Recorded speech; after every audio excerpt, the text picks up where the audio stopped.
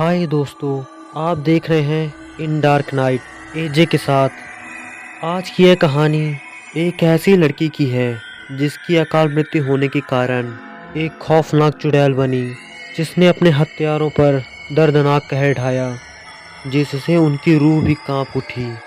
त्रिशा एक बहुत ही सुंदर लड़की थी। वह तेजपुर गांव में अपने माँ और बाबा के साथ रहती थी। त्रिशा अपने माँ बाबा की इकलौती औलाद होने के कारण उसके माता पिता उससे बहुत प्यार करते थे। हर लड़की की तरह त्रिशा का भी एक अपना सपना था, शादी करके परिवार बनाना और एक खुशहाल जिंदगी जीना। त्रिशा के माता पिता ने उसकी शादी पड़ोस के गांव के मिथिलेश नामक एक अनाथ लड़के से तय कर दी थी। त्रिशा ने भी अपने माता पिता का मान रखते हुए उस शादी के लिए हाँ कर दी। कुछ ही दिनों में मिथिलेश और त्रिशा की एक दूसरे से शादी होने वाली थी, लेकिन तेजपुर गांव के सरपंच और उसके छोटे भाई बलवंत को यह बात पसंद नहीं आई, क्योंकि सरपंच चाहता था कि त्रिशा की शादी उसके भाई के साथ हो। किसी बाहरी गांव वाले के साथ शादी के लिए वह खिलाफ था। सरपंच ने बहुत बार त्रिशा के माता पिता से भी बात की थी, पर वह इस बात से बिल्कुल भी राजी नहीं थे, क्योंकि उन्हें अपनी बेटी की खुशी ज़्यादा प्यारी थी। त्रिशा और मिथिलेश की शादी में बस एक महीना ही बाकी था। फिर उस सरपंच ने एक घिनौनी चाल चली। एक रात त्रिशा और मिथिलेश त्रिशा के मामा के घर से एक जलसा करके लौट रहे थे। सरपंच उन पर बहुत दिनों से नज़र रखे हुए था। वह बस मौके की तलाश में था और उसे उस रात मौका मिल गया। जब घर जल्दी पहुंचने के लिए त्रिशा और मिथिलेश ने जंगल वाला छोटा रास्ता अपनाया। सरपंच बलवंत और उसका मुनीम बिरजू तीनों जंगल की घनी झाड़ियों में किसी भेड़िए की तरह घात लगाकर बैठे थे। जब त्रिशा और मिथिलेश जंगल के बीचों बीच पहुंचे, तब सरपंच और उसके भाई ने पीछे से आकर बड़े पत्थर से दोनों के सिर पर इतनी तेजी से वार किया कि दोनों बिना चीखे बेहोश हो गए। बिरजू ने मिथिलेश को ठिकाने लगा दिया और तब तक सरपंच और बलवंत ने त्रिशा के साथ वह कर दिया जिस अपराध से पूरे समाज को नफरत है। अपने इरादों को अंजाम देने के बाद उसने त्रिशा का गला घोंटकर उसे कुएं में फेंक दिया। अगले दिन त्रिशा के माँ बाबा और गांव वाले मिलकर मिथिलेश और त्रिशा को ढूंढने लगे, तो उन्हें दोनों की लाश मिली। पूरे गांव में शोक का माहौल था। त्रिशा के माँ बाप भी बेटी के जाने के बाद कुछ ही दिनों में गांव छोड़कर चले गए। पर त्रिशा, कहते हैं ना, एक लड़की की पवित्र रूह का चुड़ैल बनने का कारण उसकी अधूरी इच्छा होती है।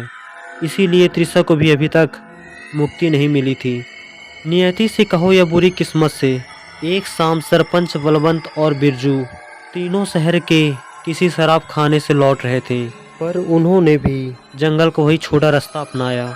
उस वक्त बलवंत नशे में नहीं था, इसीलिए वह जीप चला रहा था और उनकी जीप ठीक उसी जगह जंगल के बीचों बीच धक्के खाकर खराब हो गई जहां उन्होंने त्रिशा और मिथिलेश को मारा था। दिन ढलने में अभी कुछ ही समय बाकी था। बलवंत ने जीप से उतरकर गाड़ी का बोनेट खोल के चेक किया, तो पता चला कि जीप में पानी पूरी तरह खत्म हो चुका था। उनके पास तो पीने तक का पानी नहीं था। जब यह बात बलवंत ने अपने भाई को बताई, तब उसने नशे की हालत में बलवंत को गालियाँ बकी और उसे पास के कुएं से पानी लाने को बोल दिया। जीप के पीछे की सीट पर बिरजू भी नशे की हालत में सोया था। अब अकेले ही उसे जंगल के कुएं पर जाना था। फिर बलवंत ने गाड़ी में से बड़ी सी बोतल ली और अकेले ही कुएं की तरफ चल दिया। जब वह कुएं के नज़दीक पहुंचा, तब उसे वह सब कुछ याद आने लगा। कैसे उसने त्रिशा की हत्या की थी और उसी कुएं में उसकी लाश फेंकी थी। बलवंत ने खुद को होश में लाया और कुएं के आसपास पानी निकालने के लिए रस्सी ढूंढने लगा, पर उसे वहां कोई रस्सी नहीं मिली। अब बलवंत को कुएं में उतरने की नौबत आ गई थी, इसीलिए वह मन ही मन डर भी रहा था, क्योंकि सूरज पूरी तरह ढलने में अब कुछ ही पल बाकी थे। इसीलिए बलवंत भागते भागते जीप के पास गया और जीप में से लालटेन और एक छोटी टॉर्च ले ली। बलवंत को बिरजू कुछ होश में लग रहा था, इसीलिए बलवंत ने अपने साथ बिरजू को भी ले लिया और फिर दोनों मिलकर कुएं के पास गए। अब तक सूरज पूरी तरह ढल चुका था और अंधेरे ने खौफ की चादर से पूरे जंगल को ढक लिया। बलवंत ने बिरजू को लालटेन जलाकर दी और कुएं के पास खड़ा किया। कुएं को देखकर बिरजू भी डर रहा था। उसे भी अपने किए पाप याद आने लगे थे। बलवंत टॉर्च लेकर कुएं की सीढ़ियों से धीरे धीरे नीचे उतरने लगा। जब वह कुएं के ठीक बीच में पहुंचा, तब बलवंत को ऐसा महसूस होने लगा कि उसके साथ साथ ही पीछे से कोई नीचे उतर रहा है। बलवंत ने टॉर्च की रोशनी में पलट कर देखा, पर वहाँ कोई नहीं था। उसने एक बार बिरजू को आवाज़ दी और उसका जवाब आने के बाद बलवंत फिर से नीचे उतरने लगा। और जब वह आखिरी और सबसे बड़ी सीढ़ी पर जाकर खड़ा हुआ, तभी अचानक उसे बिरजू की दर्दनाक चीख सुनाई दी। चीख की कर्कश आवाज़ से कुएं के अंदर खड़ा बलवंत कुएं की दीवार से चिपक के खड़ा हो गया। उसे समझ में नहीं आ रहा था कि कुएं के ऊपर जाऊं कि नहीं।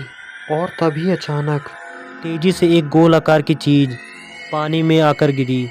टॉर्च की धीमी रोशनी में बलवंत गिरती चीज़ को सही से नहीं देख पाया। आवाज़ से वह बेहद डर गया और कुछ समय के लिए उसने अपनी आंखें बंद कर ली। और जब उसकी आंखें खुली, तब सामने का भयानक नज़ारा देखकर मौत की दहशत से उसकी रूह कांप गई, क्योंकि पानी में गिरी गोल आकार की चीज़ बिरजू का कटा सिर था और अब वह पानी पर ही तैर रहा था।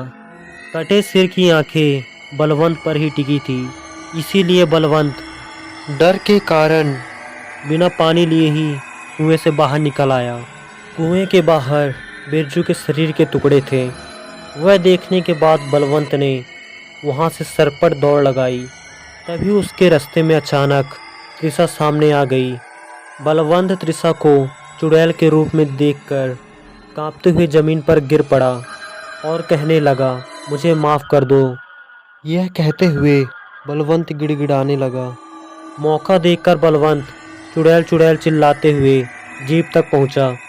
सरपंच भी जंगल में चीखने चिल्लाने की आवाज़ सुनकर उठ गया और जब बलवंत ने उसे त्रिशा के बारे में बताया तो सरपंच का पूरा नशा पल भर में उतर गया और दोनों पैदल ही गांव की ओर भागने लगे।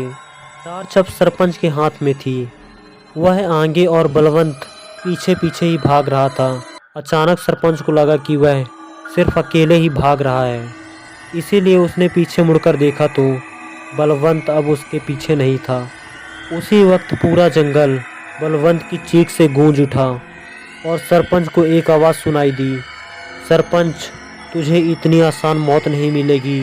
तेरे पाप के तराजू में पाप की गिनती बहुत ज़्यादा है। तुझे एक बुरी मौत मिलेगी। सरपंच अपनी जान मुट्ठी में लेकर गांव की ओर भाग रहा था। तभी त्रिशा उसके सामने आकर खड़ी हुई। उसका वह भयानक रूप देखकर डर के कारण सरपंच के गले से चीख भी नहीं निकल रही थी। मौत को सामने देखकर सरपंच और तेजी से भागने लगा। त्रिशा भी उसके पीछे पीछे आ रही थी। तभी सरपंच अचानक रुक गया, क्योंकि उसके सामने खून से सनी हुई मिथिलेश की प्रेत आत्मा खड़ी थी। पीछे चुड़ैल और आगे मिथिलेश की प्रेत आत्मा को देखकर अब सरपंच पर धीरे धीरे डर हावी होने लगा। बहुत ज़्यादा डरने के कारण अब सरपंच की मति काम नहीं कर रही थी। वह हंस भी रहा था और बीच बीच में रो भी रहा था, माफ़ी भी मांग रहा था और गालियां भी दे रहा था। अगली सुबह गांव के लोगों को सरपंच कूड़ेदान पर बैठा मिला, जो वहां से कूड़ा करकट उठाकर खा रहा था। डर से उसने अपना मानसिक संतुलन खो दिया था। उसके अपने घर वाले भी उसे घर में नहीं रख रहे थे और कुछ ही दिनों में कूड़ेदान पर ही गांव के भटकने वाले पागल कुत्तों से खाना छीनते वक्त हुई झपट में कुत्तों के एक समूह ने उसे जिंदा फाड़ दिया। और यह था सरपंच के बुरे कर्मों का अंत। त्रिशा के कहे अनुसार वह एक बहुत ही बुरी मौत मरा। तो दोस्तों, कहानी आपको कैसी लगी कमेंट में हमें ज़रूर बताएं। ऐसी हमारी और भी कहानियों को सुनने के लिए हमारे चैनल को सब्सक्राइब और बेल आइकन को भी प्रेस करें, ताकि वीडियो की सबसे पहली नोटिफिकेशन आपको मिले। जल्द ही मिलते हैं एक और ऐसी दिल दहला देने वाली कहानी के साथ। तब तक के लिए goodbye and take care.